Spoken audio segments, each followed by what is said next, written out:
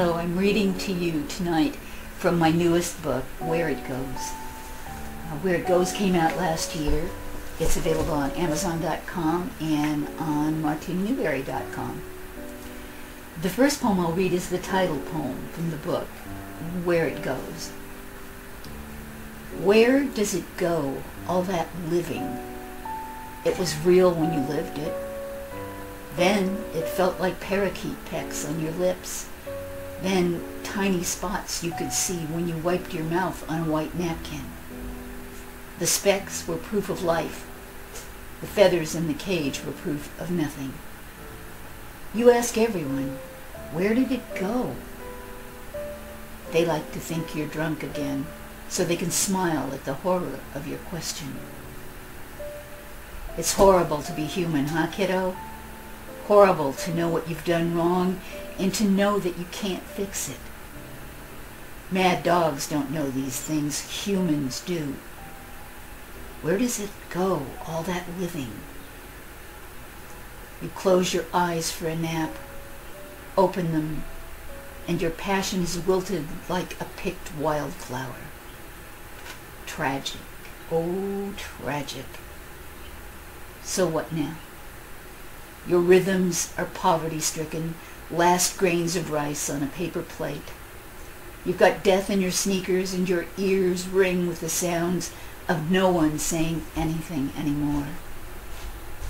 That's just the way it is. The best you're going to do after dark tonight is decide whether or not to feel, whether or not to bleed.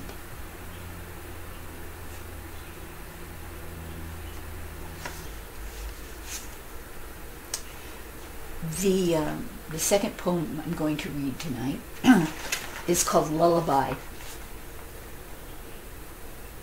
The sun is just coming up, and I'm finally tired of asking God or whichever saint is at home to please, please pick up.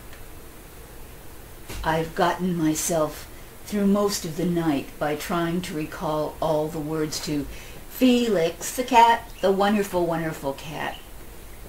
But that didn't work, and sleep wouldn't give me the time of night. The act of contrition put me under for a short while, but I quaked at the thought of all my sins and came fully awake again, a little scareder, a little sadder.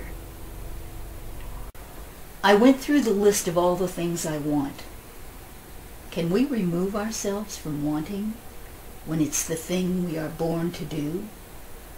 Waking or sleeping, our Santa Claus lists get longer and our discontent gets sharper.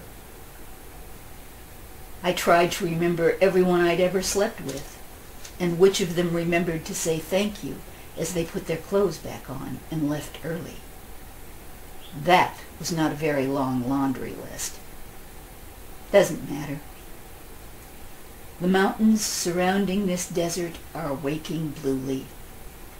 They think of themselves as protectors of coyotes and other sacred things, the creeping, eight-legged paradigms, the skittering, furry martyrs, the cacti-needled friars, the dusty birds in dry grasses, all chosen, all protected.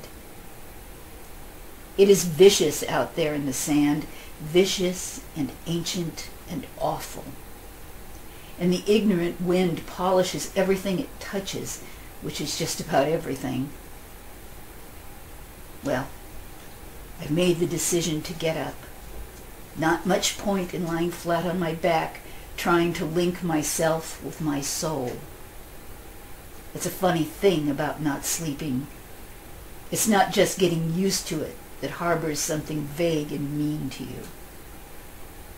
It's that what you give the dark on long, timeless nights is more fragile, more naked, more essential than the bare feet of stone goddesses.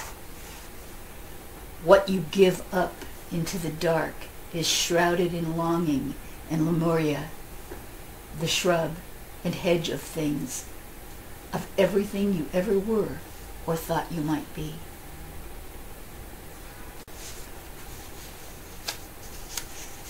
The last poem I'm going to read is called Ripening. Live for this, how the wind picks up your hair at the back of your neck, how when you go to get the mail, your sandals slap through the spots left wet on the pavement as the sprinklers go off. Live for this, how the sky never moves but changes colors anyway, how music from the bar comes across the vacant field late into the night, how the cat opens one eye to look at you, both eyes to see. Live for this, how tears frighten the bravest of us, but only the good are disarmed by them. How bebop smoochy a kiss can be, or how slick and slidey. Live for this, how good sex silvers your insides like icy champagne, how once it's been that good, your mind never lets your body forget it. How delicious is icy champagne. Wait, I want to say that again. How delicious is icy champagne. Live for this, your son's hugs, your daughter's laugh, your wish to make wrong things right, how you love unceasingly, unashamedly. Live for this, how wonderful is the right pen, how it sits perfectly in your fingers, how it finds the perfect words, how weeds are sometimes the only flowers there are, and how beautiful they want to be.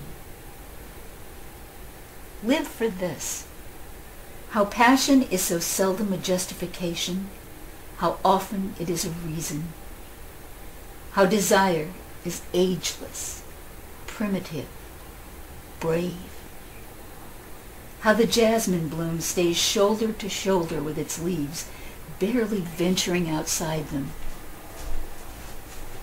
Live for this, how we are led eventually to our own poor selves, to our best, most generous selves, how the low hum of the refrigerator can blow away the 3 a.m. demons.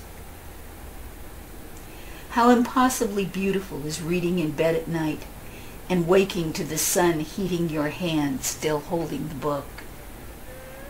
Live for this, how in the creation of each hour there is the death of each small sin. How enormous is the delight of a game well played. How simply this can end with a quiet chorus insisting that all of it counted for something.